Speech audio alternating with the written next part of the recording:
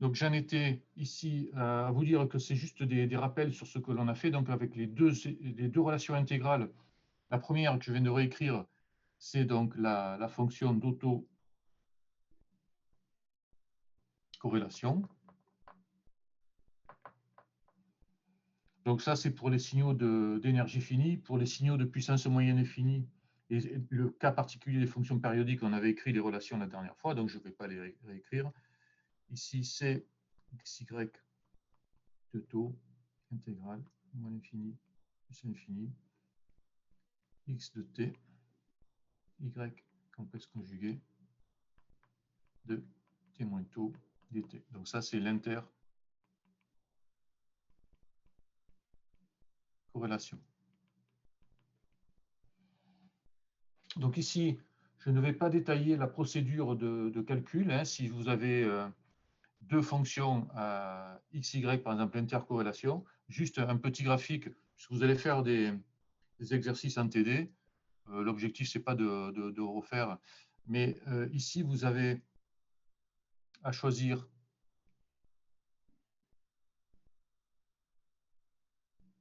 fonction fixe,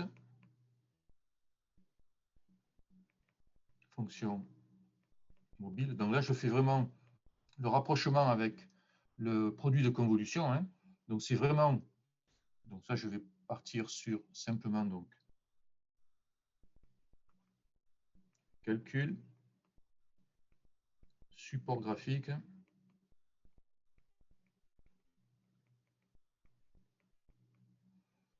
Donc ça, c'est équivalent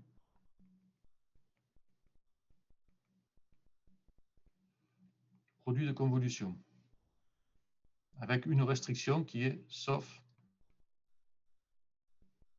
l'étape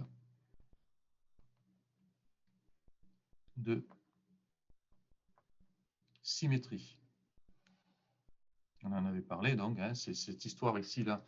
Donc, alors, il faut faire attention, c'est qu'ici, les fonctions, l'intégrale de corrélation se fait sur la variable t. Donc là, très rapidement, si je prends ici la méthode graphique, donc là, il n'y a pas non plus le changement de variable. Rappelez-vous, sur le produit de convolution, on avait les fonctions qui étaient définies dans le temps.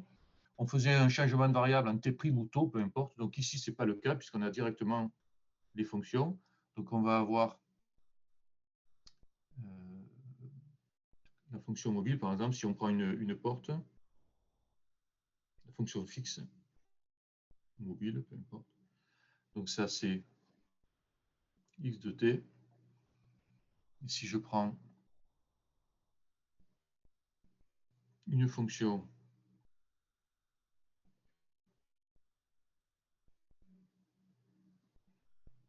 y de t, donc x de t, c'est la fonction fixe, on n'y touche pas. Et ensuite, donc, ici, sur cette fonction, on a plus t ici, d'accord? Donc, pas d'opération de symétrie.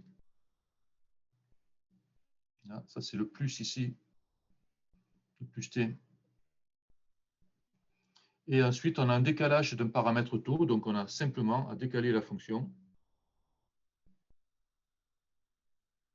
Ici. Donc, si j'avais 0 et 1, par exemple, donc là, je vais avoir le même paramètre taux. Donc là, c'est pareil, c'est pas parce qu'il y a le signe moins ici que c'est moins. Donc, vous avez ici 0 plus taux et 1 plus taux. Donc, vous décalez d'un paramètre qui va être positif, négatif, d'accord? Donc, c'est pas le... Et ce paramètre-là, va vous fixer les bornes ici. Et après, vous allez étudier différents cas. Vous allez faire bouger la fonction ici mobile. Donc, ça, j'aurais dû prendre une autre couleur. Rouge.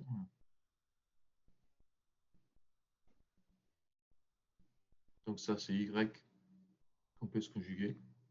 Alors, le conjugué, bien évidemment, il est là pour la forme, hein, pour la généralisation, mais on ne l'utilisera pas. Et à partir de là, ben, vous faites balader cette fonction-là. Et puis, vous avez ici, il va s'en suivre l'étude des différents types de recouvrement.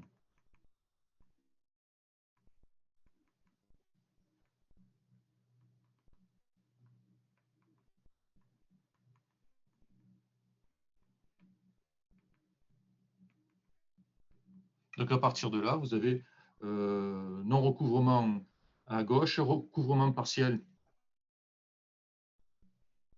ici, donc en bleu, recouvrement partiel à gauche, et ainsi de suite.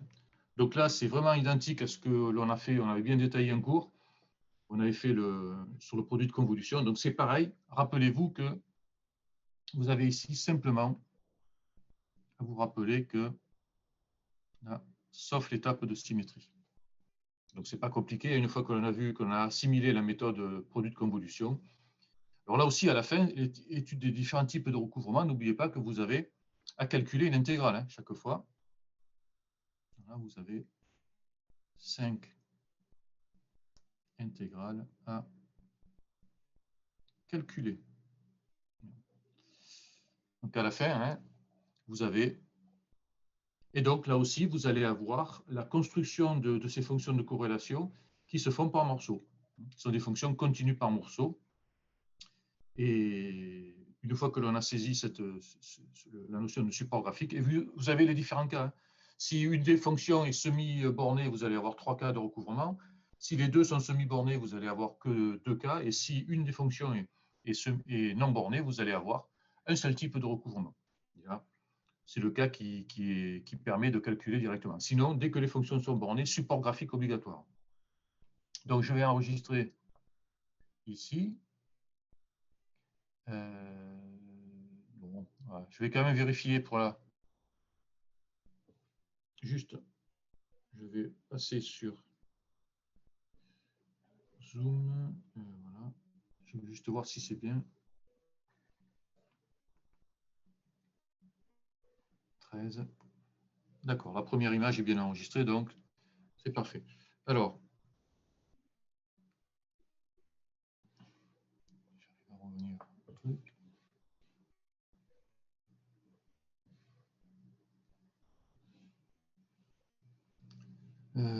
Zoom, il est là. Voilà. Donc, je vais effacer cette premier tableau. Donc ça, c'était rappel et avec un petit complément sur la méthode de calcul hein, avec support graphique. Donc maintenant, on fait un autre paragraphe. Alors, je ne sais pas où on était au paragraphe. On était peut-être chapitre 7 avec un paragraphe, mais bon, je ne sais pas. Donc là, vous numéroterez. J'aurais pu regarder. Bon, c'est pas grave, on ne va pas perdre du temps là-dessus. Sur caractérisation énergétique, donc on avait un premier paragraphe qui était, je pense, fonction de corrélation, définition, introduction.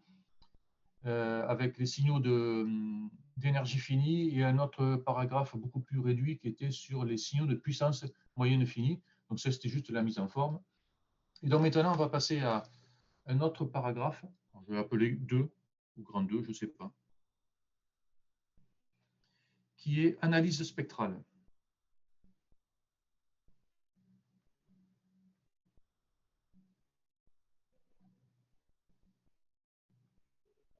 Donc on suit un schéma classique qui était donc en 1 définition avec l'approche temporelle de l'outil que l'on est en train d'utiliser. Hein. Et maintenant, donc, on va voir ce que donne cet outil-là au niveau de l'espace dual, qui est l'espace des fréquences. Alors, si je regarde ici directement ce que l'on a écrit, on avait fait l'écriture de ces... Alors, ça va concerner uniquement, donc ça, uniquement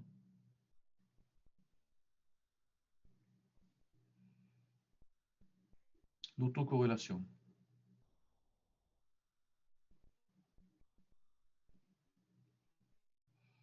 Donc, on avait vu les propriétés sur l'autocorrélation quand taux était égal à 0, on avait l'énergie totale, et on avait vu que quand taux variait, c'était la représentation de l'énergie dans le temps, comment elle évoluait.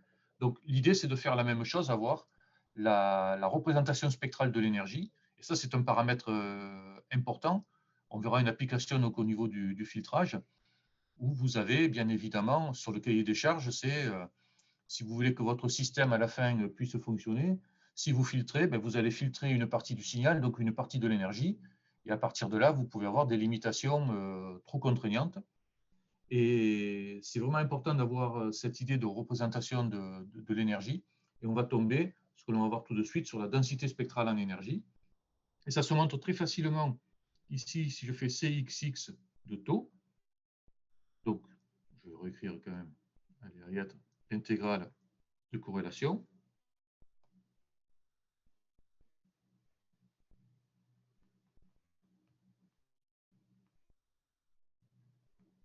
On avait vu que ça pouvait se mettre sous la forme X de taux convolué avec X complexe conjugué de moins taux. Donc ça, c'est juste un jeu d'écriture qui permet de faire l'analogie avec le produit de convolution. On retrouve, je vous l'avais dit, cette histoire de, on compense le signe moins qui était l'opération de symétrie. Donc là, pour ne pas prendre en compte l'opération de symétrie, vous avez le signe moins ici. Donc ici, analyse spectrale, comme d'habitude, c'est un outil en fréquence que l'on doit utiliser. Et en l'occurrence là, on va passer sur la notion de transformé de Fourier. Et à partir de là, ben, si je fais transformé de Fourier, ah, ça n'a pas pris.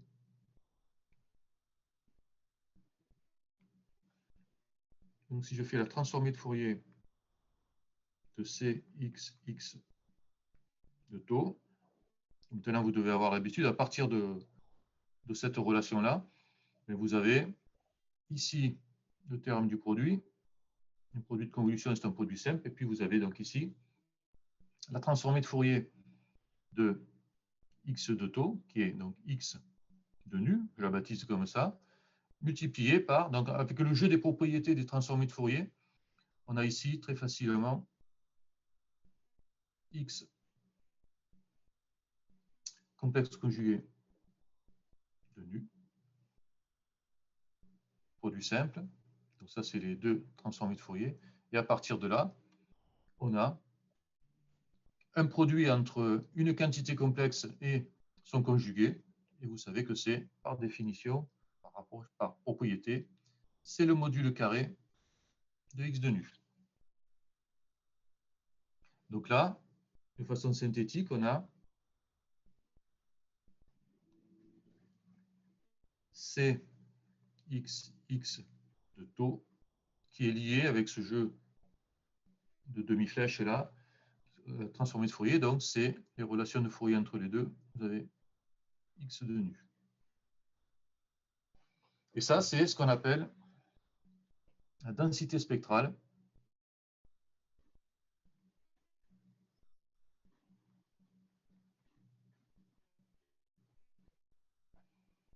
en énergie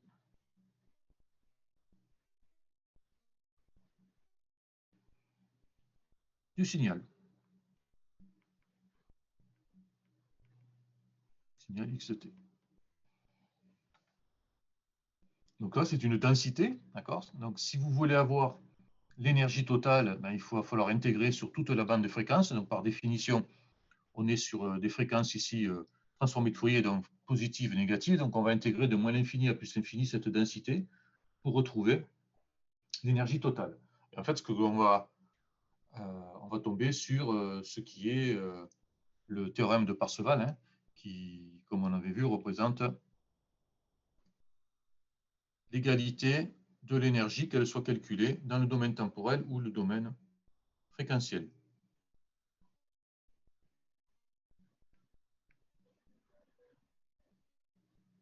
Alors, oui, bon, on va passer directement. Donc, on a ici, si je fais CXX de 0, on a vu que ça, c'est l'énergie totale. C'est, donc par définition, de l'énergie intégrale moins l'infini plus l'infini, module carré de x de t, tt. Donc ça, c'est l'énergie qui est calculée dans le domaine temporel. Et si je passe au domaine fréquentiel, donc j'ai ici l'intégrale de moins l'infini à plus l'infini de x de nu d nu, ça on avait vu. C'est aussi donc l'énergie totale et c'est lié ici, cette égalité, c'est ce qu'on avait appelé théorème de Parseval.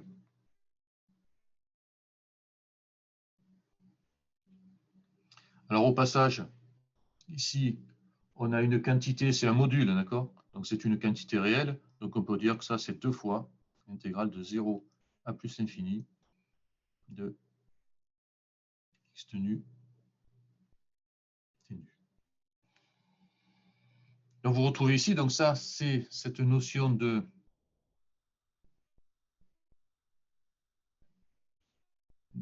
densité spectrale là. La notion de densité spectrale, hein, c'est bien ici, c'est la répartition de l'énergie en fonction de la fréquence. Et si j'intègre, vous voyez ici, de moins l'infini à plus l'infini, ou de 0 à plus l'infini avec le facteur 2, vous avez le calcul de l'énergie totale. Donc on retrouve ici, ce qui est inverse, c'est l'énergie totale calculée dans le domaine fréquentiel avec la densité spectrale dedans.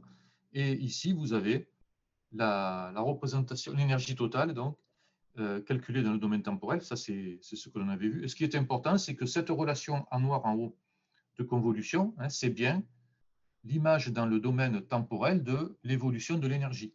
Alors, ça peut être la ressemblance entre deux signaux ou la distorsion au niveau d'un déplacement temporel. Mais vous avez ici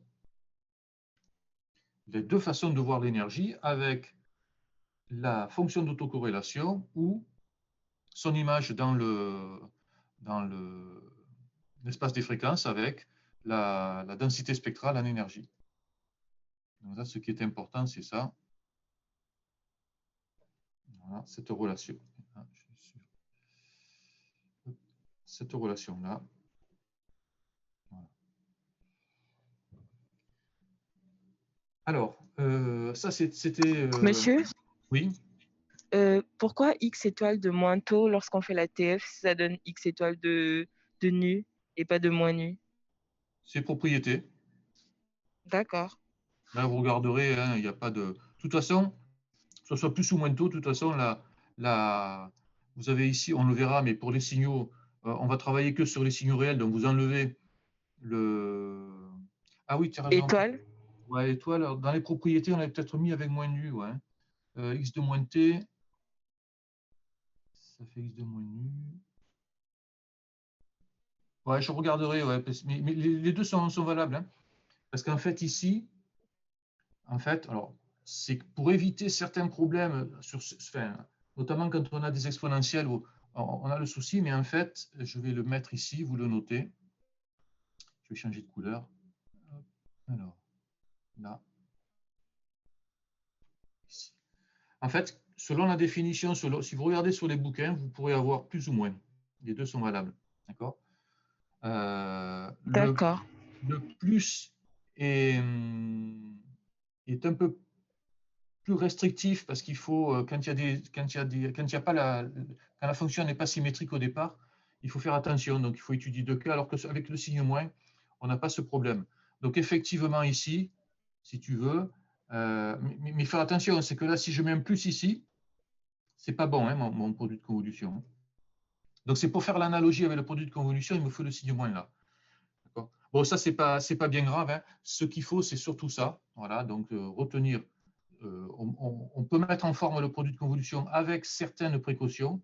Là, je ne les ai pas prises, je suis d'accord avec toi, hein, la remarque est judicieuse, puisque bon, les propriétés. Mais comme en fait, si vous regardez les fonctions de corrélation, vous pouvez trouver le plus, du moins, ou de façon la plus judicieuse, il faut de mettre plus ou moins tôt. Voilà. Parce qu'en fait, taux, c'est un intervalle de temps, c'est une différence de temps. C'est taux 2 moins taux 1, mais taux 2 moins taux 1, normalement, on doit prendre la valeur absolue. Parce que ce qui compte, ce n'est pas que ce soit positif ou négatif, c'est que vous allez comparer un signal avec un autre, d'accord, avec un décalage. Et ce décalage taux, qui soit... D'ailleurs, vous le retrouvez dans ce que j'ai dit juste avant, hein, où on a, si vous vous rappelez bien, hein, sur les petits graphiques que j'ai fait, la fonction triangle, on l'a décalé, je vous ai dit, on met un plus, c'est plus tôt, alors que sur l'écriture, il y a moins. C'est vraiment la notion, il faudrait mettre valeur absolue. Donc, alors, en fait, valeur absolue, c'est plus ou moins. C'est vraiment la notion de... Ce qui compte, c'est que c'est un intervalle de temps, et cet intervalle de temps, cette différence de temps, ben, c'est elle qui va scanner justement la façon dont votre signal évolue dans le temps. Et si vous avez deux signaux différents, X et Y, c'est l'intercorrélation, c'est la même chose. Vous allez comparer ces signaux sur un intervalle de temps que vous faites varier. D'accord? C'est taux. Ça peut être du taux T2 moins T1, avec T2 supérieur à T1, ou T1 moins T2. Ça donnera la même chose, puisque ce qui compte, c'est l'intervalle, et non pas son signe. Voilà. Donc ici, juste pour rappel, en ce qui concerne les écritures de corrélation, on est ici sur les signaux d'énergie finie, et pour rappel, je mets juste, qu'est-ce que j'ai? Il faut que je change, voilà. Je vais juste mettre un petit commentaire, ici, remarque, donc là, des fonctions périodiques, des signaux périodiques.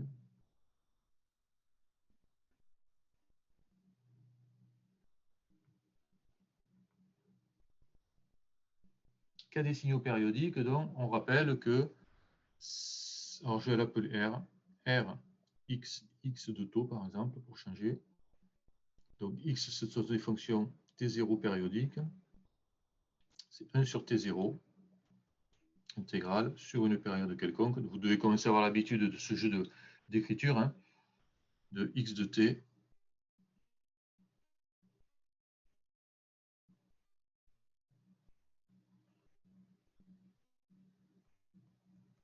Voilà. Et donc, il suffit de reprendre le jeu d'écriture, et puis vous avez ici, en remplaçant, c'est quand vous intégrez sur la période le module carré, vous avez là aussi, ici, pardon, si vous intégrez ici sur la période le module carré de x de t, vous avez la définition de la puissance moyenne. Donc là, quand vous avez taux égale 0, vous avez la puissance moyenne totale.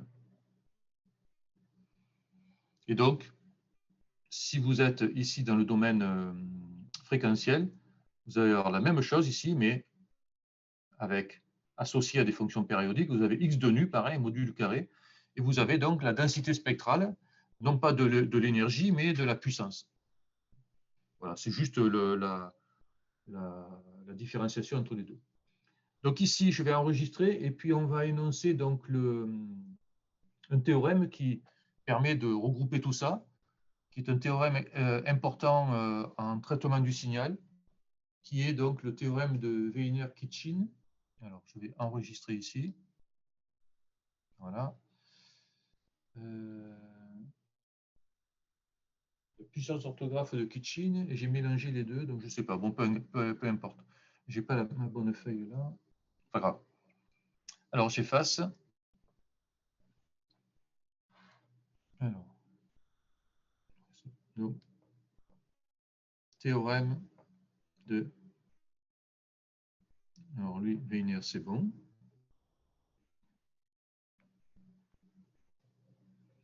Alors, c'est plus ou moins de la phonétique, c'est un mix des deux langues. Sinon, c'est Kish. Bon, peu importe. J'ai pas la bonne feuille. Non, j'avais corrigé, peu importe. Bon. Donc, théorème de Wiener-Kitchin, c'est en fait, c'est une phrase ou deux phrases qui vont regrouper ce que l'on vient de dire et le mettre, voilà, avec des noms et des définitions bien identifiées. Donc, le théorème de Wiener-Kitchin, je vais l'écrire donc de façon littérale. Alors, la transformée de Fourier de la fonction d'autocorrélation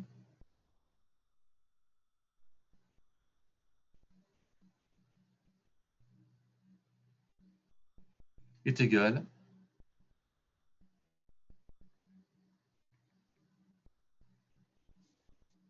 à la densité spectrale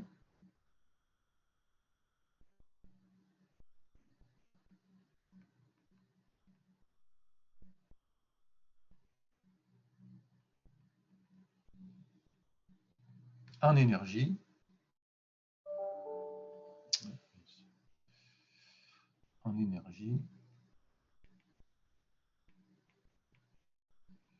Alors, c'est l'énergie ou puissance moyenne. D'accord, ça va dépendre de la forme du signal au départ et donc de sa caractérisation, de son caractère énergétique, énergie finie ou puissance moyenne finie. Donc, appelé grand S X. Alors, le grand S, il est mal fait. Je vais le...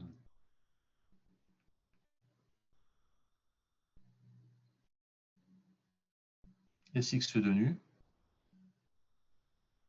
qui représente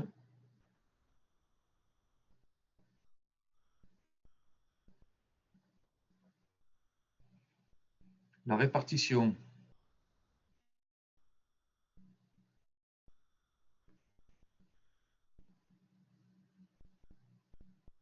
en fréquence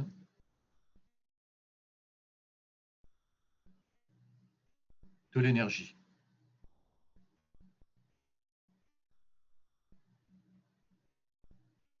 Ou puissance moyenne. Donc, c'est l'énergie par bande passante.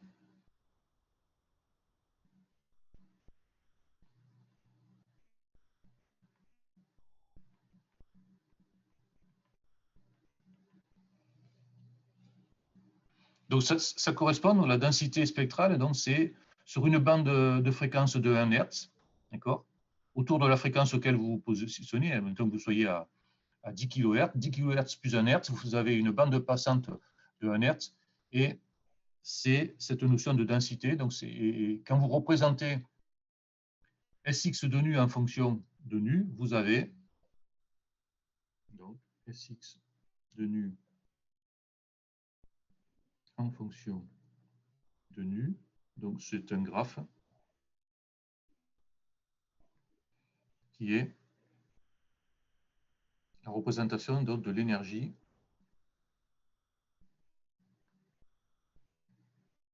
en fonction de la fréquence. Alors, typiquement, dans un système, si vous voulez calculer le rapport signal sur bruit, le rapport signal sur bruit, vous allez avoir, ça représente la puissance du signal sur la puissance du bruit. Donc, pour calculer la puissance du signal, ben, vous faites ça. Vous avez, soit vous la mesurez, ça se mesure avec des analyseurs de spectre. Donc, vous avez un TP là-dessus, hein, donc sur l'analyse spectrale.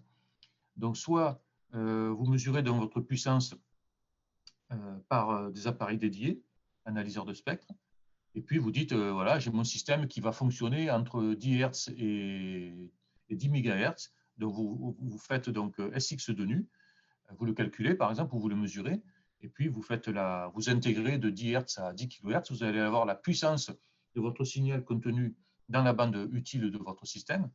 Et après, vous devez faire donc le rapport, calculer la puissance de bruit ou la mesurer. Donc là aussi, le bruit, ça se mesure, j'allais dire, relativement facilement dans le domaine fréquentiel. Donc là, vous allez avoir votre bruit, le bruit du système avec une représentation spectrale, et puis vous allez faire la même chose de 10 Hz à, je ne sais plus ce que j'ai dit, 10 MHz ou 1 MHz. Vous allez calculer la puissance de bruit et vous faites le rapport, et vous allez avoir un indicateur fondamental pour les systèmes en électronique, c'est le rapport signal sur bruit, qui va vous indiquer si votre signal est détectable ou non, par exemple. Donc là, ce théorème-là est important puisque c'est vraiment la mise en forme littérale avec la définition de enfin pas la définition, mais avec la notation que l'on va utiliser, S, pour la densité spectrale. Donc là, bien évidemment, ici, comme on a Sx de nu, c'est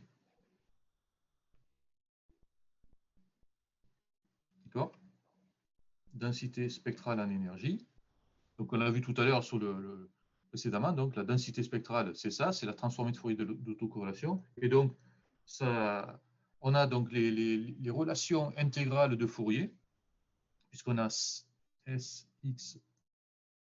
Alors attendez, on va rester sur le bon côté.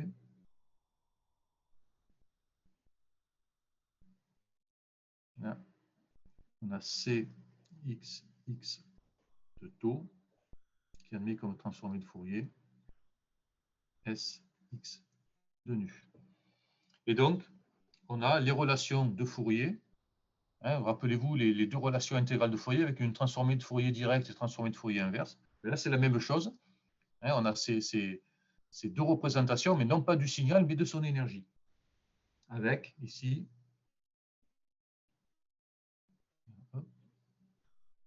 Sx de nu.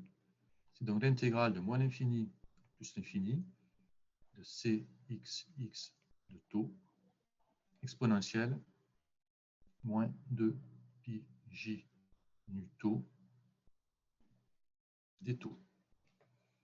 Donc là, vous retrouvez les jeux classiques de relations de Fourier, mais les grandeurs qui sont en lien temps-fréquence, ce n'est pas le signal, mais c'est son énergie.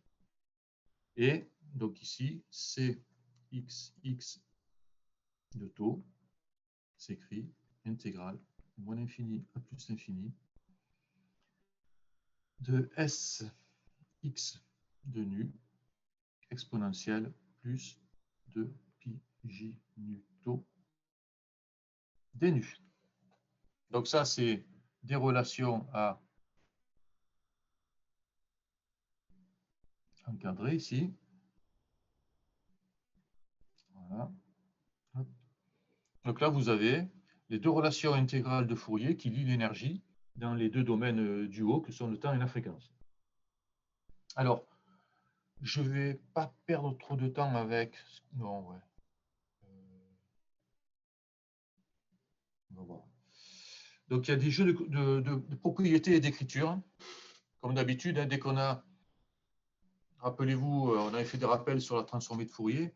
Donc, on avait les définitions, les relations intégrales, et puis on avait fait des jeux de propriétés. On en avait vu on avait démontré une en cours, on en avait listé plusieurs. En TD, vous en avez démontré.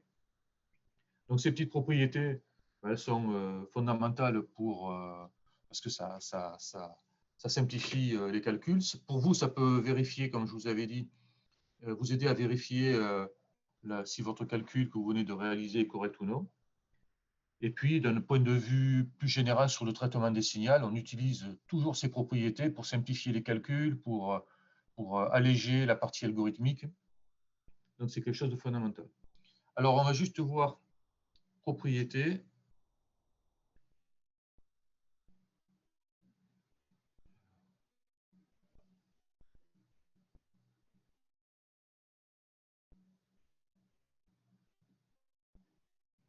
Propriétés. Alors, ah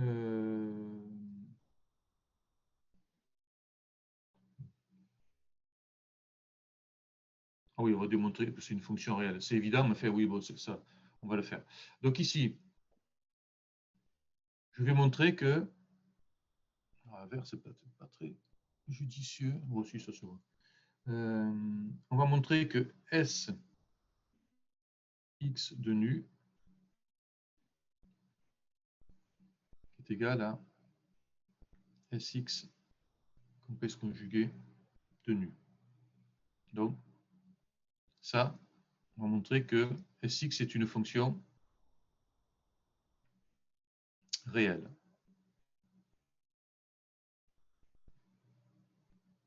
Alors, on va le démontrer, bon, ça permet de remanipuler un peu les expressions, hein, c'est surtout pour ça.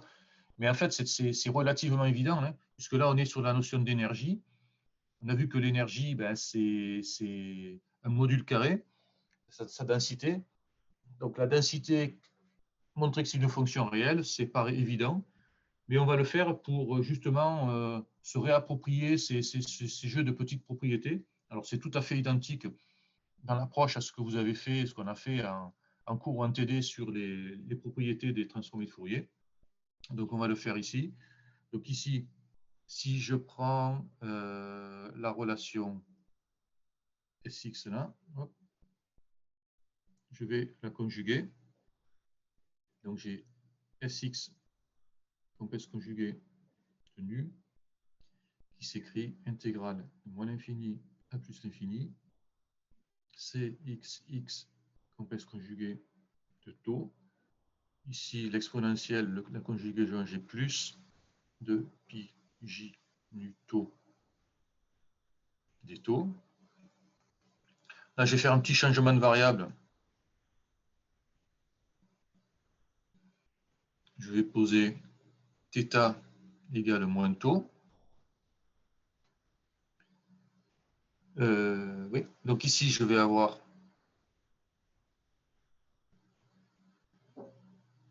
Sx complexe conjugué de nu, qui va s'écrire intégrale de moins l'infini à plus l'infini de Cxx complexe conjugué. Là, on est sur du moins θ, exponentielle moins de pi j nu θ dθ.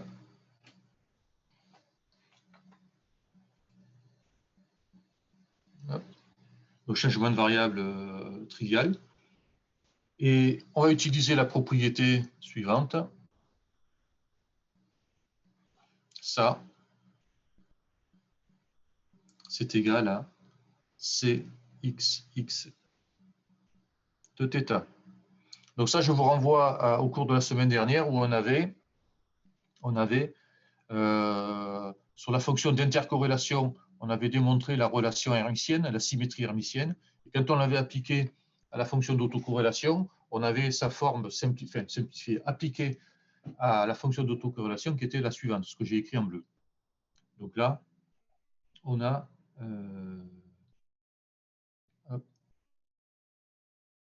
ça, c'est égal avec utilisant la propriété intégrale moins l'infini plus l'infini, Cxx de taux exponentielle moins de pi j nu taux des taux. Donc là, j'ai simplement ici, pour là, j'ai fait θ égale taux. Je fais le changement de variable neutre entre cette relation et celle-là. Et là, bien évidemment, il suffit de faire la relation, l'approche directe avec ça, et donc ça veut dire que ça, c'est égal à Sx de nu. Donc on a démontré la propriété. Donc une fois de plus, c'est plus pour faire un petit peu les changements de variables et manipuler les relations intégrales de Fourier au niveau de l'énergie, donc avec la fonction d'autocorrélation et la densité spectrale. Non, mais vous voyez que d'un point de vue calcul, on est vraiment tout à fait dans la ligne droite de ce que l'on a fait précédemment il y a quelques semaines sur la transformée de Fourier. C'est vraiment la même chose. Alors je vais... Monsieur, oui, c'est des T ou des taux pour le... Des taux, des taux. Voilà. Hop.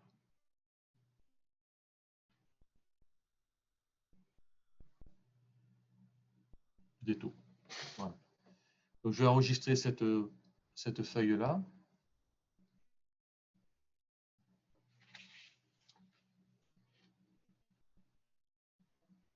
Voilà, donc c'est enregistré.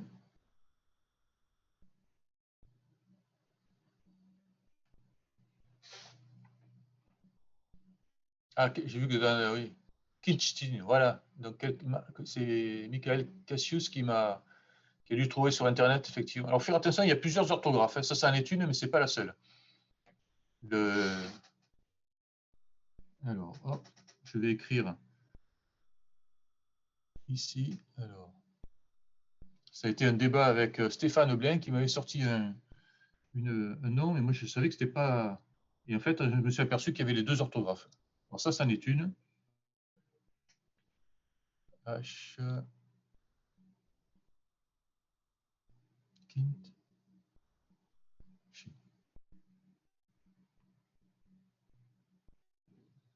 Je l'ai enregistré déjà, ça? Bon, vous le corrigerez. Bon, de toute façon, je vais le enregistrer. Enregistrer. Ouais. OK. Donc, j'efface.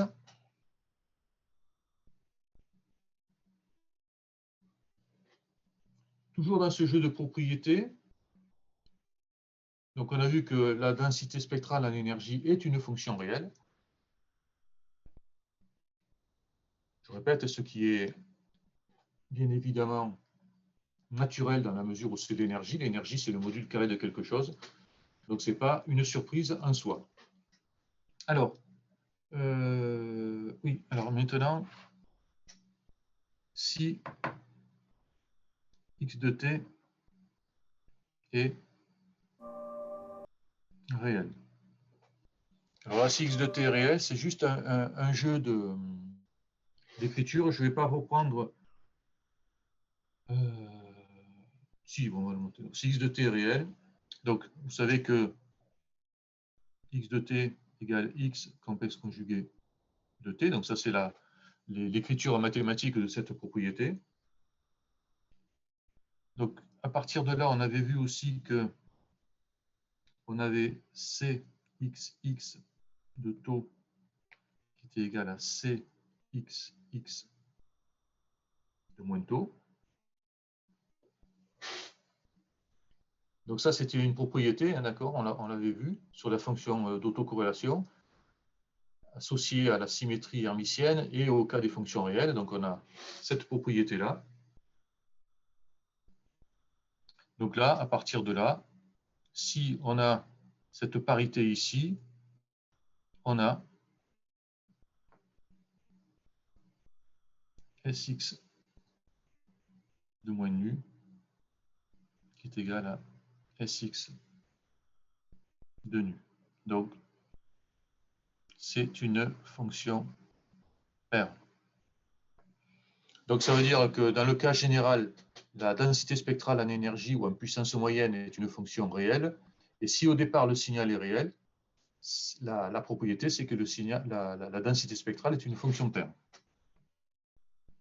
Donc ici, on a des jeux d'écriture. À partir de là, je ne vais pas, parce qu'il faut faire plusieurs changements de variables, bon, c'est pénible. Et puis bon, c'est pas juste.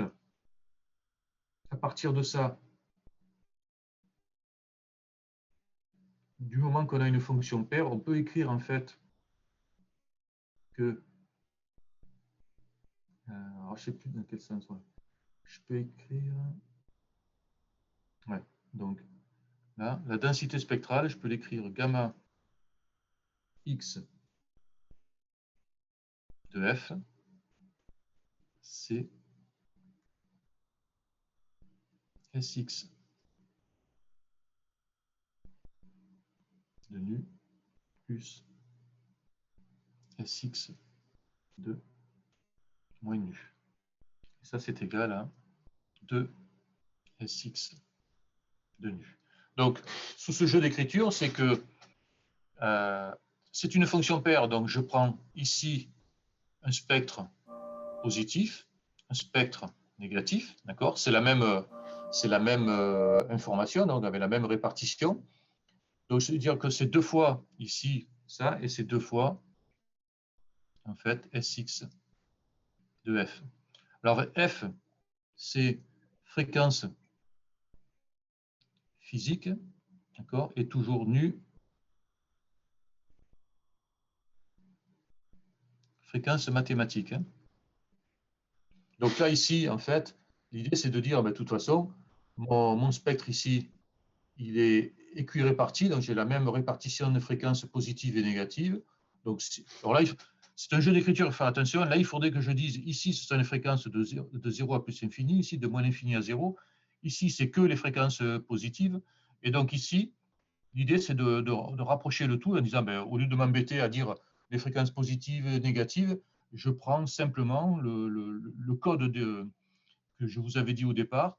On n'a pas trop utilisé, on est souvent resté sur les fréquences mathématiques. C'est de dire, si j'utilise F, ce sont des fréquences physiques, et donc j'ai que les fréquences positives. Si c'est nu, c'est les fréquences positives et négatives, donc c'est un concept mathématique.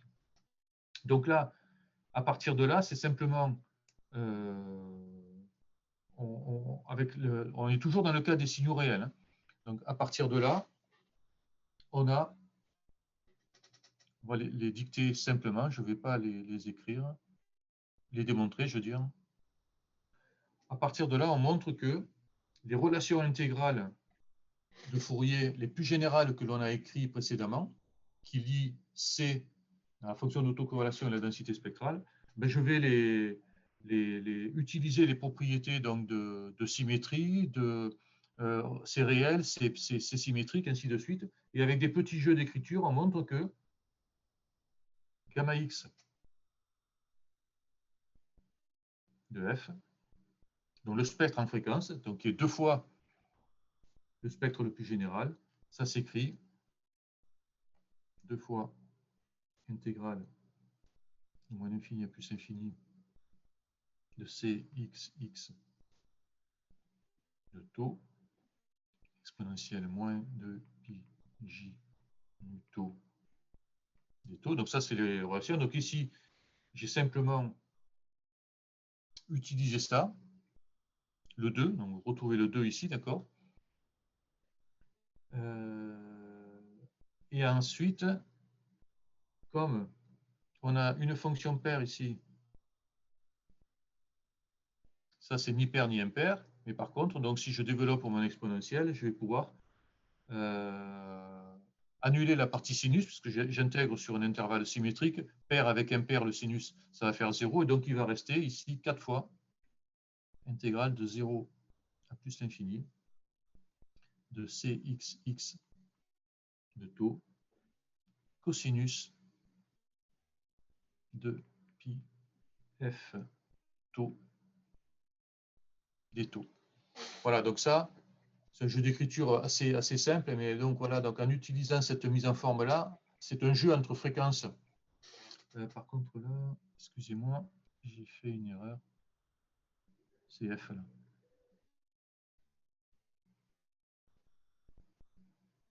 Voilà. Donc ici, c'est qu'un jeu d'écriture, hein, mais qui permet de voir que dans ce qui nous intéresse, nous, le cas des fonctions réelles, d'accord ? Dans le cas des fonctions réelles, ces propriétés nous conduisent à un jeu d'écriture où les relations intégrales de Fourier se mettent ici avec uniquement un cosinus, c'est-à-dire que la transformée de Fourier de la fonction d'autocorrélation, ici, va être exprimée simplement sur la partie cosinus de l'exponentielle de la base. Et on a le corollaire, l'écriture Cxx de taux, ici, se met sous la forme intégrale de 0 à plus l'infini. Là aussi, je ne développe pas, je donne directement le résultat de gamma x de f cosinus de pi f taux tf. Donc bien évidemment, c'est un cas particulier, mais c'est un cas qui est plus qu'important pour nous, puisqu'on ne traite dans la réalité que des signaux réels. Donc on a voilà, ces deux relations ici. Alors elles ne sont pas superposées, c'est dommage. Alors je vais les surligner.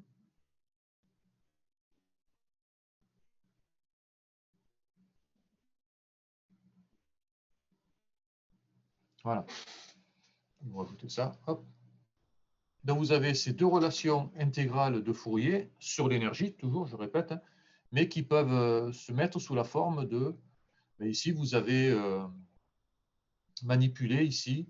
Donc ça, gamma, c'est une fonction réelle, cosinus c'est réel, donc vous avez ici la manipulation que de nombres réels. Et là, une fois de plus, c'est quelque chose d'important pour l'aspect calcul, hein, de manipuler des réels ou de manipuler des complexes.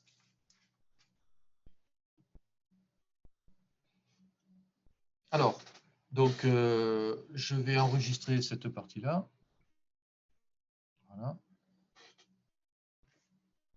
Et pour finir, on va faire un petit paragraphe qui est le troisième, je suppose, si je ne me suis pas trompé, qui est l'application au filtrage linéaire.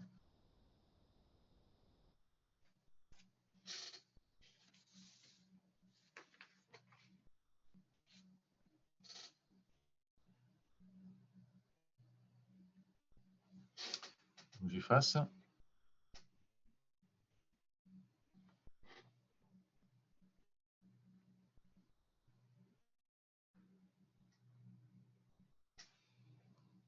Donc, paragraphe, en même temps que ce soit le 3, mais vous corrigerez. Application.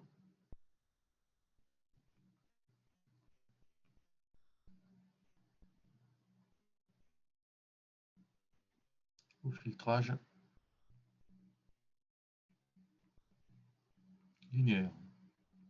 Alors, je vais en profiter d'abord pour faire un petit rappel, ça ne fait pas de mal.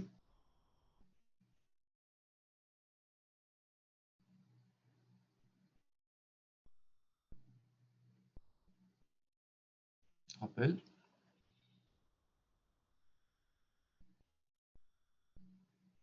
Alors, la forme de module, si on a ici donc H de T qui caractérise donc le filtre. On a l'entrée E de T, la sortie S de T. Donc la relation entrée-sortie S de T égale E de T convolué avec H de T. Donc ici, je répète, ça c'est une forme de convolution, mais quand vous voulez connaître la sortie d'un filtre, vous avez aussi la possibilité, et ça vous l'avez fait plusieurs fois dans votre cursus, c'est d'écrire, quand vous avez des éléments physiques, par exemple sur un circuit RC, RLC, donc vous avez la possibilité d'écrire l'équation différentielle qui régit le système, et à partir de là, vous faites la résolution de l'équation différentielle pour vous donner la sortie S de T connaissant l'excitation au départ, qui est E de T. Donc, en général, c'est le second membre de l'équation différentielle. Donc, on a une forme un peu plus compacte qui est ici la forme en utilisant le produit de convolution, mais c'est la même chose. Dans tous les cas, vous cherchez la solution, c'est-à-dire la sortie de votre filtre, connaissant la réponse impulsionnelle. Oui, j'ai oublié de le mettre. Donc ici,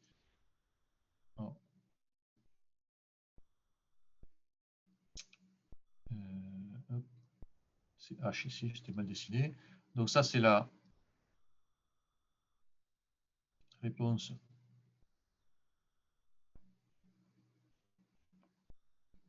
impulsionnelle. Votre entrée et la sortie, en général, ce que l'on cherche. Alors, ça peut être du filtrage basique avec des éléments passifs comme résistance, capacité, self, ou alors ça peut être fait avec des ampli-op ou des systèmes électroniques un peu plus évolués. Donc donner du gain, par exemple, en même temps. Alors, ici, si je fais le passage dans le domaine fréquentiel, rappelez-vous, donc ça nous donne S de nu égale E de nu que multiplie H de nu. Si vous faites du Laplace, c'est pareil, hein, S de P égale E de P H de P. Avec ici, donc, ce soit H de nu ou H de P, ça c'est la fonction de transfert.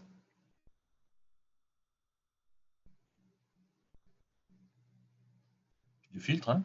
C'est la caractéristique, c'est le gabarit du filtre, c'est en utilisant le formalisme de Laplace ou de Fourier dans l'espace des fréquences, vous allez avoir donc la notion de fonction de transfert qui va caractériser votre filtre. C'est à partir de là, quand vous tracez la fonction de transfert en fonction de la fréquence, par exemple, vous avez, via un diagramme de Bode que vous allez tous manipuler, vous faites le module et l'argument et vous allez en déduire la nature de votre filtre. passe haut, passe bas, premier ordre, deuxième ordre, troisième ordre, cinquième ordre. Voilà. Donc ça, c'est tout l'aspect filtrage circuit, hein, vous l'avez déjà vu. Donc là, si vous voulez, alors on va avoir, donc ça c'est le cas des, si on est sur la place, transformer de la place, c'est le cas des signaux qu'on n'a pas traités, mais causaux. Ça, on avait vu ceux qui étaient avec nous l'année dernière sur la transformée de la place, donc des signaux causaux. Sont des signaux qui prennent en compte la non-existence du signal à un moment donné. Alors que Fourier, c'est le signal, il existe de moins l'infini à plus infini. Dans le cas de la place, les signaux causaux, ils existent qu'à partir d'un certain moment. Pratiquement pour nous, c'est quand on met en marche l'appareil, et vous avez, ça vous le savez, hein, les phénomènes transitoires avant d'arriver au régime permanent. Donc ici, dans le cas des signaux causaux, l'intégrale de convolution s'écrit S de t égale intégrale de 0 à t de E de taux H de t moins taux t taux. Alors si j'écris ça, si je le réécris, c'est encore une fois de plus, je vous avais sensibilisé la semaine dernière à la difficulté de ne pas mélanger l'intégrale de convolution avec l'intégrale de corrélation.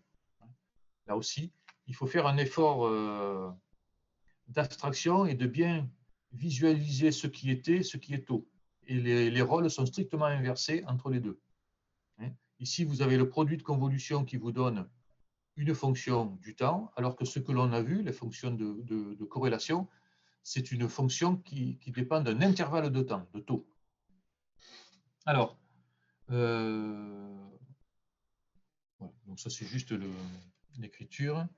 Comme on a, avec la réduction d'horaire, donc les signaux causaux, ben, j'ai fait une croix dessus, mais bon, j'en profite ici pour simplement, hein, si vous êtes l'intégrale de convolution qui est écrite ici, si on écrit avec le formalisme initial, donc sur les signaux non causaux, vous avez intégrale de moins l'infini à plus l'infini, hein, c'est juste les bornes qui changent.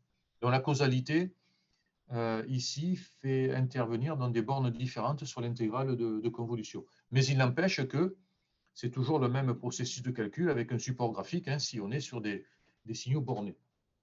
Alors, est-ce que j'aurai le temps? Oui. Ouais.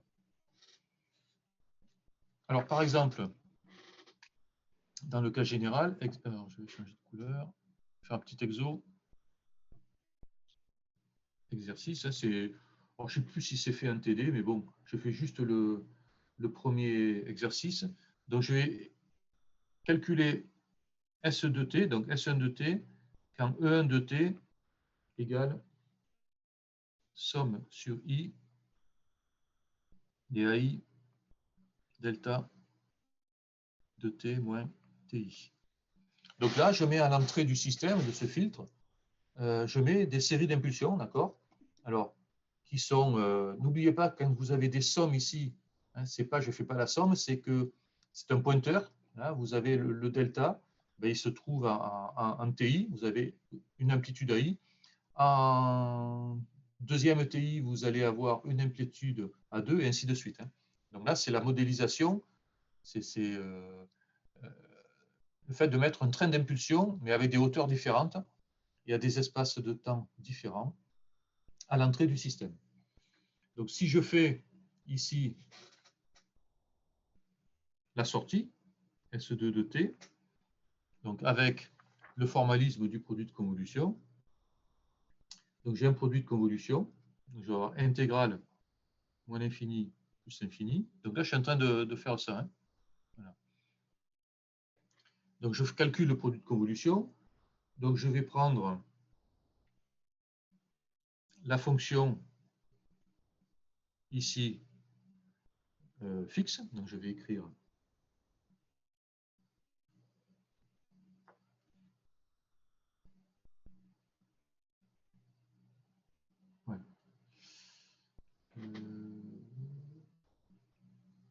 Ouais, je vais en profiter. Je vais réécrire l'intégrale.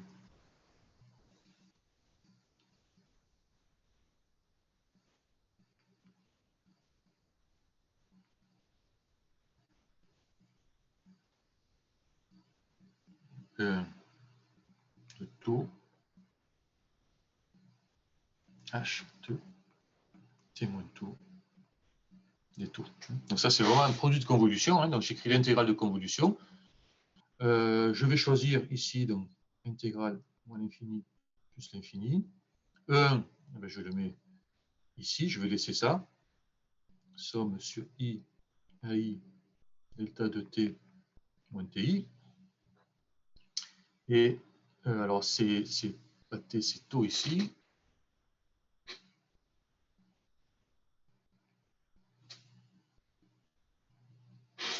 Donc là, pour calculer l'intégrale de convolution, je choisis une fonction fixe et l'autre mobile. Les fonctions, ben, elles sont exprimées en fonction du temps, je l'exprime en fonction de taux ici. Donc là, j'ai H de T moins taux des taux. Donc ce train d'impulsion là, c'est un delta, donc c'est une fonction qui est définie de moins l'infini à plus l'infini.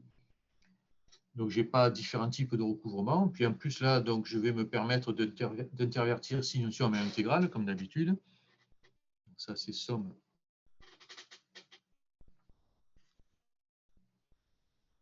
sur I et AI, intégrale, moins l'infini plus infini, delta de taux.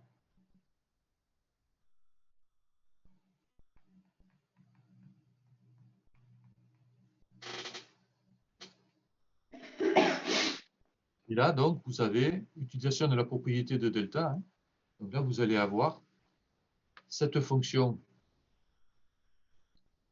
H de T moins taux, donc taux, va prendre les valeurs ici de TI. C'est ce qu'on avait vu, c'est la définition de la fonctionnelle au niveau de la distribution. Donc ça, directement, c'est égal à somme sur I, AI, H de T moins TI. Donc ça, cette intégrale-là, c'est ce que l'on a utilisé pour définir donc, la distribution de Dirac. La distribution de Dirac, hein, c'est bien quand vous avez l'opérateur mathématique associé à l'intégrale, le delta, la fonction, ça vous donne la valeur de la fonction à un certain point. Voilà, donc vous retrouvez la valeur de la fonction en t. Donc ici, on a fait le calcul de la sortie d'un système linéaire dont on connaît la réponse percussionnelle ou impulsionnelle, H de t. Et si on change les signaux d'entrée, je fais E2 une autre forme de signal, j'ai à calculer cette intégrale de convolution pour avoir la sortie. Alors c'est commode, c'est dans certains cas, comme là, dès qu'on manipule des Dirac, l'intégrale avec des Dirac, en utilisant les propriétés, ça donne des résultats très rapides. C'est beaucoup plus rapide que d'écrire l'équation différentielle et mettre en forme tout ça. Donc ça permet d'avoir une écriture synthétique hein, d'un filtre linéaire. Alors, donc ça, c'était forme de rappel.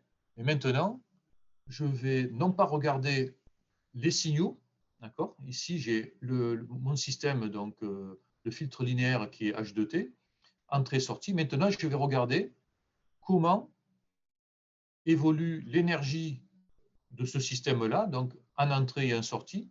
Et donc, si je veux regarder l'énergie, je dois calculer les fonctions de corrélation de ce système-là. Donc, autocorrélation en entrée, ici, pardon, en entrée, autocorrélation en sortie, et regarder comment c'est lié, donc comment est reliée l'énergie entre l'entrée et la sortie à travers un filtre linéaire. Donc, je vais enregistrer cette diapo. Et on va faire un petit jeu d'écriture, alors qui est parfois un peu pénible parce que, surtout avec la tablette, je vais avoir des intégrales triples, mais bon, c'est pas très compliqué non plus.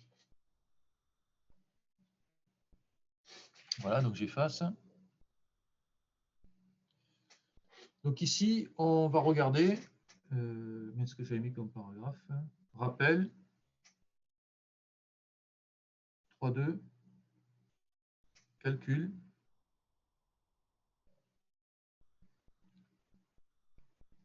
de la fonction d'autocorrélation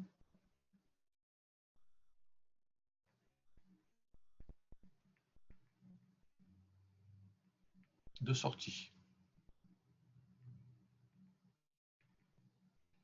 Alors ici, je vais prendre, donc je vais l'appeler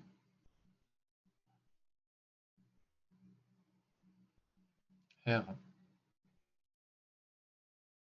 S de taux. Donc, dès que j'ai appelé R, je vais être dans le cas ici, c'est le cas. Alors, est-ce que j'ai pris toujours les fonctions? Oui. Non. Bon. C'est idiot, donc je vais, peu importe, allez, on va l'appeler RS de taux. Ça peut être le cas des fonctions périodiques ou des signaux d'énergie finie. Ouais. Après, donc, je vais rester sur les signaux d'énergie finie parce que ça va m'éviter d'écrire tout avec la limite quand t tend vers l'infini. Donc, ça alourdit l'écriture. Donc, je vais ici chercher à calculer donc l'intégrale moins l'infini à plus l'infini de S de t, S complexe conjugué de t moins taux dt. Donc c'est vraiment la fonction d'autocorrélation. Alors que ce que je viens de faire précédemment, c'était l'intégrale de convolution qui me lie l'entrée et la sortie. Là aussi, faites attention, quand on a l'habitude, bon, on ne tombe pas dans le piège, mais pour vous, dès que vous écrivez quelque chose, vous devez avoir le réflexe. Ah mince, c'est quoi? C'est T, c'est taux, on est quoi? C'est convolution, corrélation, d'accord? Voilà. Une fois que vous avez fait cet effort-là, qui n'est pas non plus insurmontable, vous n'avez plus qu'à faire la partie calcul. Alors, ici, comme on a vu, RS de taux s'écrit S de T, S complexe conjugué, produit de convolution, n'importe quoi.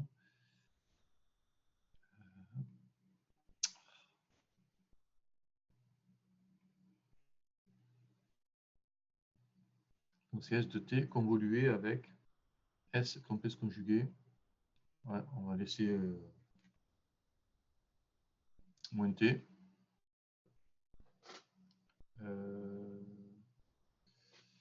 Ouais, alors je vais rester homogène avec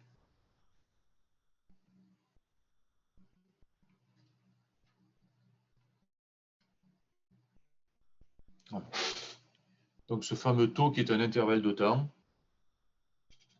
Alors, ici, alors, ouais.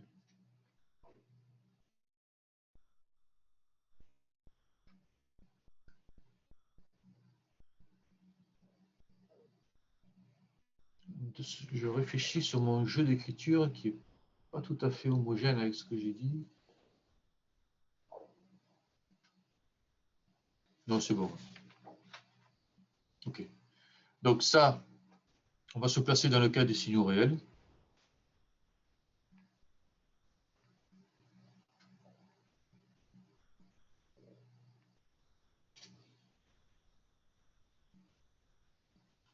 Donc après, S de t s'écrit E de t convolué avec H de t. Donc là, je répète, ça c'est vraiment le produit, la fonction de corrélation, là c'est le produit de convolution. Je suis dans le cas du filtrage linéaire, n'oubliez pas, c'est un cas particulier. Donc l'entrée et la sortie sont liées par l'intégrale de convolution, donc ça c'est l'intégrale moins l'infini plus l'infini. Alors on va appeler H de U, E de t moins U du.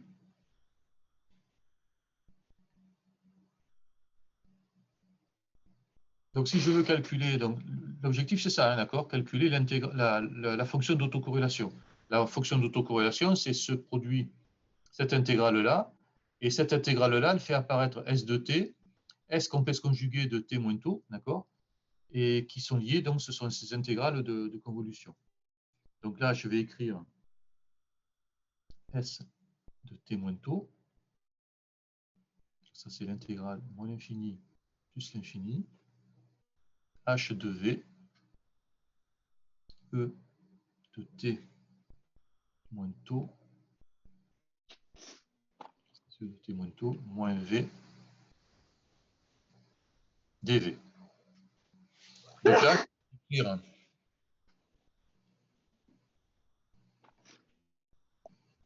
pour calculer ça, c'est ça, et ça. Alors j'ai pris les signaux, j'ai dit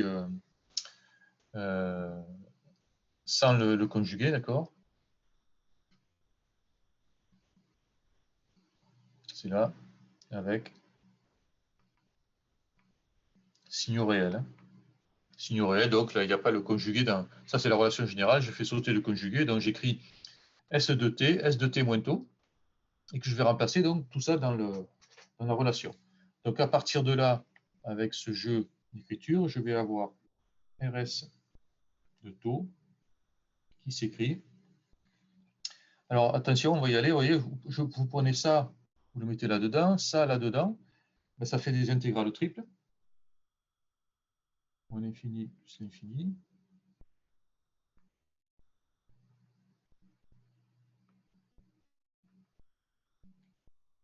Donc on rebalance nos écritures. H de U, H de V, E de T moins U, E de T moins tau moins V. Là, j'ai du DU, TV, DT. Alors déjà, je sais que vous n'aimez pas trop les intégrales simples, double ou transpiré, et triple, ben voilà, d'accord. Alors c'est un jeu de manipulation. Ce qu'il faudra retenir, c'est le résultat, hein, mais ça permet aussi de montrer un petit peu les changements de variables et la manipulation mathématique. Alors, changement de variable, ben justement, on va en faire quelques-uns. Allez, hop, on va faire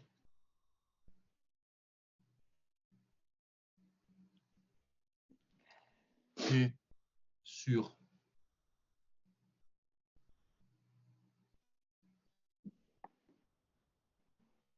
θ. Non, c'est hop, excusez-moi. On va poser θ t moins u.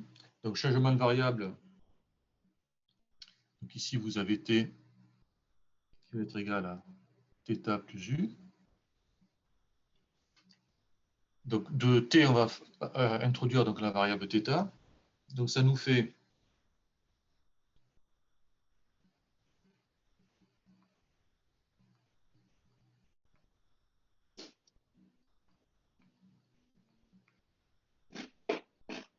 alors h de u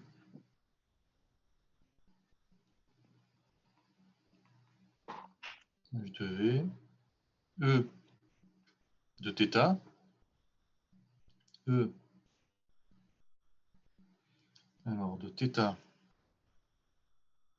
moins tau moins v plus u, je l'écris comme ça, du dv dθ. Donc là, si on pose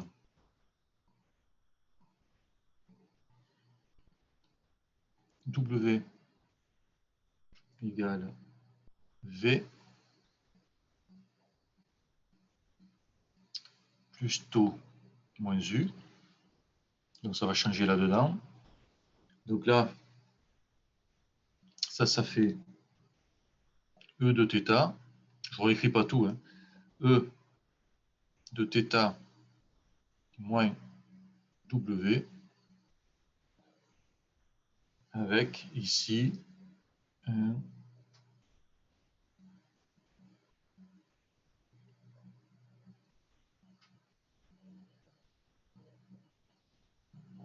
Oui, oui, c'est bon. Alors, ouais, c'est tout ça, donc c'est θ moins W. Oui, c'est juste là, dans la mise en forme. Là. Donc je mets ça. Et donc ici, à partir de là, je vais identifier quelque chose qui est, je vais prendre une intégrale là, ça, avec le dθ, d'accord. Donc tout ce qui est ici, cette intégrale là, qui ne dépend donc que de θ, ça c'est quoi? C'est la fonction d'autocorrélation d'entrée, c'est RE de W. Donc là, hein, la fonction, vous voyez, la fonction dans les signaux réels, donc on ne tient plus compte bien évidemment d'un terme conjugué. Donc si je prends une intégrale E de θ moins quelque chose, ici, vous avez la définition, ça c'est la définition de l'écriture donc de la fonction donc d'autocorrélation en entrée. Ça c'est autocorrélation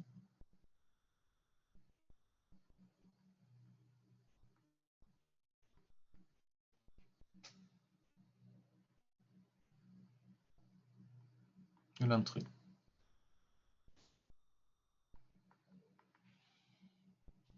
Donc là, en ayant pris ce truc-là, donc il me reste ici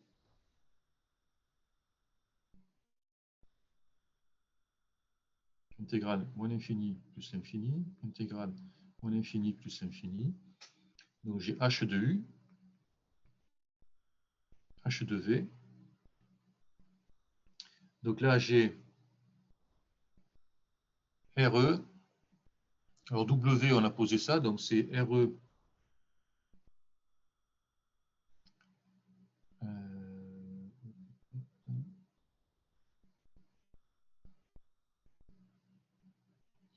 Ça c'est égal à RE de V plus taux moins U. C'est RE. Alors j'avais mis en forme ouais.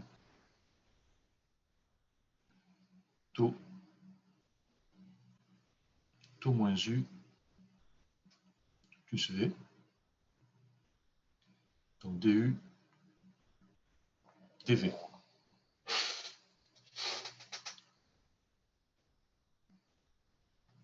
Donc là on fait comme petit changement de variable.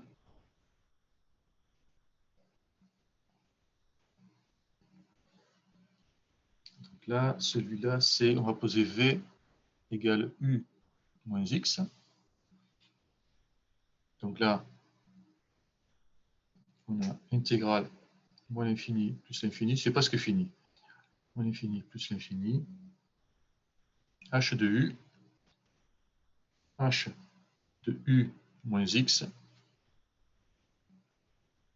RE de taux moins X. DU dV. Et là, si je prends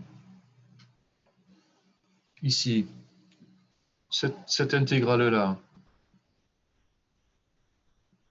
avec le DU, donc ce qui est, hein, ça c'est, par définition, c'est la fonction d'autocorrélation de H. Donc ça c'est R H de X. Hein. C'est X qui a été... voilà. Donc à partir de là, on a ici... Alors, je vais changer de feuille.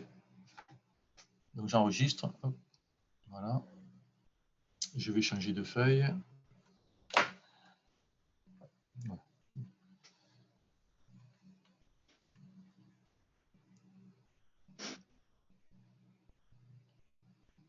Donc j'efface. Il vous reste 2 secondes peut-être. Je ne sais pas s'il y en a qui écrivent ou si vous attendez mes notes, mais je vous conseille d'écrire en même temps sur une feuille et surtout de prendre des notes. Alors, efface. Donc ici, cette écriture-là nous conduit à écrire que R,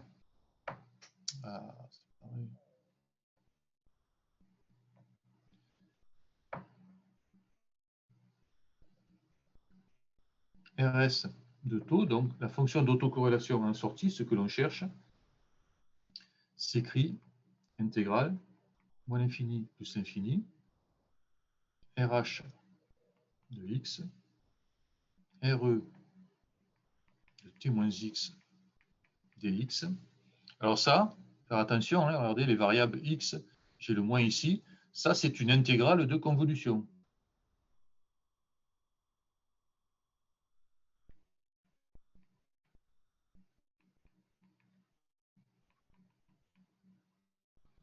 Et donc ça c'est la convolution entre RH de taux convolué avec RE de taux. Et donc là, on a ce qu'il faut retenir, là, c'est que la fonction d'autocorrélation en sortie, donc là, on est toujours dans le cadre d'un filtre, n'oubliez pas, donc c'est égal à la fonction d'autocorrélation de la réponse impulsionnelle convoluée avec la fonction d'autocorrélation de l'entrée. Donc ça, c'est à mettre en rapport avec ce que l'on avait dit, d'accord? Ici, où on avait S de t est égal à H de t convolué avec E de t. Ce qui veut dire que si je passe non pas sur le signal, mais sur sa représentation énergétique, et puisque RS, les fonctions d'autocorrélation, c'est la représentation de l'énergie du signal. Donc quand je passe à travers un filtre, j'ai la même chose, à savoir que l'entrée et la sortie sont liées par un produit de convolution. Et donc, à partir de là, ça c'est dans le temps, hein, d'accord? On reste dans un domaine temporel. Si... Monsieur, Oui. pour les variables, il n'y a pas un problème. Genre en haut, on avait RO de taux moins X et en bas, on a les deux fonctions en fonction de taux. On ne va pas la changer? Ben non. Pourquoi? Mais on ne peut pas noter RH de X et en bas noter RH de taux et après RE de taux moins X et RE de taux. C'est pas possible. Mais j'ai pas mis RE de taux. Oui, mais sauf qu'en haut aussi, il y a taux. Ben oui, forcément. Mais je comprends chacun séparément, mais Ça, c'est un produit enfin, de dire que c'est convolution. égal. Là, tu as un produit de convolution, d'accord? Oui, Si tu veux, X, c'est la variable muette. Si tu veux, tu l'appelles T, T', X', peu importe. Ça, X va disparaître. Donc, il va bien te d'accord. rester des fonctions de taux. Ok. Non, non, c'est là. Il faut réécrire. Hein, tu reprends ça, tu écris la définition, et bien, tu vas tomber là-dessus. Alors, peut-être avec... c'est là où je suis d'accord avec... Enfin, je pense que le problème est toujours ces histoires de T et de taux. Hein. On est conditionné en écrivant le produit de convolution avec une variable d'intégration qui est taux, et ensuite on écrit la fonction de corrélation avec une variable qui est t. Alors, si vraiment vous n'y arrivez pas, mais si vous reprenez le jeu, les deux écritures, convolution et autocorrélation, vous devez vous retomber là-dessus sans aucun problème. Donc ça, il faut prendre un peu de temps. Hein, bien évidemment, un cours, ça se digère par la suite. Mais vous devez reprendre ce qui est écrit et juste. Hein, je peux vous assurer. Il n'y a pas d'erreur entre T et taux. Mais il faut bien voir qui est qui. C'est la grosse difficulté. Donc là, pour terminer, on fait comme d'habitude. Hein. Là, on a une relation entrée-sortie. Alors, on va entrée-sortie dans le domaine temporel. On va passer dans le domaine fréquentiel. Avec, hop, allez, ici. Si je fais une transformée de Fourier, peut être une transformée de Laplace, peu importe. Hein. Donc, si je fais une transformée de Fourier ici, je vais avoir donc, la transformée de Fourier de la fonction d'autocorrélation, je vais l'appeler GS de nu. Donc ça, c'est autocorrélation. Ça, c'est densité spectrale en énergie ou en puissance. Donc ça, c'est l'autocorrélation. Hein. Donc là, je pars sur le fait que chaque élément, vous avez RS de taux qui est relié par les relations de Fourier. Je l'appelle G. Pourquoi ça n'écrit plus? GS de nu. En ce qui concerne l'entrée RE de taux, GE de nu. Et pour la réponse impulsionnelle, RH de taux, c'est relié aux relations de Fourier par G, je pense que j'ai appelé GH de nu. Donc je pars sur simplement les relations de Fourier sur chaque élément, d'accord? Entrée, sortie, réponse impulsionnelle. Donc ça va être égal à GE de nu qui multiplie GH de nu. Donc là, c'est comme d'habitude, hein, théorème du produit. Or, je l'écris après. Ouais, alors non, juste je mettrai après. Je vais changer. Je vais faire l'analogie ici. Hein. Là, on avait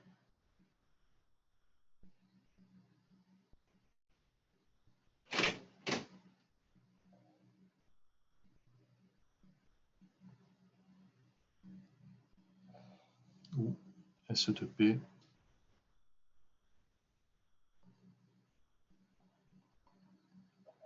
Donc, ce qui est écrit en bleu entre parenthèses, c'est l'approche du signal. C'est le signal que l'on caractérise. Et ce que je suis en train de faire là, à travers un filtre, ce que je suis en train d'écrire là, c'est non pas le signal, mais c'est son énergie. Donc, la relation entrée-sortie dans le domaine temporel, c'est un produit de convolution. Et donc, dans le domaine spectral, les relations énergétiques sont reliées par un simple produit. Et il se trouve que on a GH de nu, c'est H de nu que multiplie H conjugué de nu, et ça c'est égal au module carré de H de nu. Alors, il faut savoir que H, c'est la caractéristique de votre filtre, hein, d'accord? C'est quelque chose que vous connaissez. Au départ, quand vous voulez connaître la sortie, c'est que vous connaissez la nature de votre filtre, par exemple. Et c'est ce qu'on appelle le gain complexe.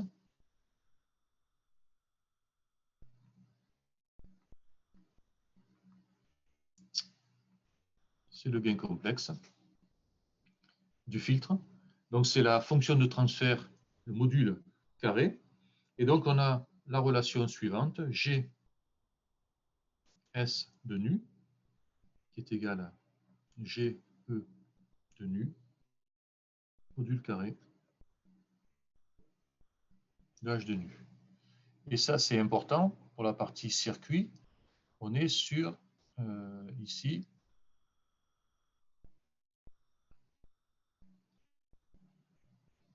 cette relation-là, d'accord? Si vous voulez connaître la relation entrée-sortie au niveau énergétique, vous devez connaître l'entrée, mais ça, en général, c'est vous qui imposez l'excitation à votre circuit. C'est vous qui allez dire, je mets un circuit sinusoïdal, je mets une rampe, je mets, d'accord, donc vous connaissez ça. Si vous connaissez votre filtre, ben, vous avez la relation entrée-sortie, c'est une simple multiplication, d'accord, entre ces éléments-là. Et vous avez donc voilà, une façon de caractériser votre filtre ou votre signal de sortie dans le domaine énergétique. Donc ça, c'est des choses que... Alors, je ne sais plus si c'est fait en TP. Peut-être avec... c'est fait avec Frédéric Martinez, je pense, au niveau circuit. Lui, à un moment donné, il doit pouvoir, au niveau des filtres, utiliser ce genre de relation. Voilà, donc j'ai terminé, j'enregistre. Hop.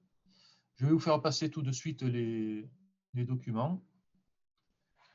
Et puis, donc, on en a terminé avec ce chapitre-là. La semaine prochaine, enfin, les 2 derniers cours vont être dédiés au signal aléatoire. Alors, on va faire très rapidement une approche sur les probabilités. Alors, l'objectif, ce n'est pas de faire des probas, c'est de vous montrer comment on analyse avec des indicateurs un phénomène aléatoire et on le transposera petit à petit au signal. Voilà. Donc, je bascule ici. J'arrête et je vais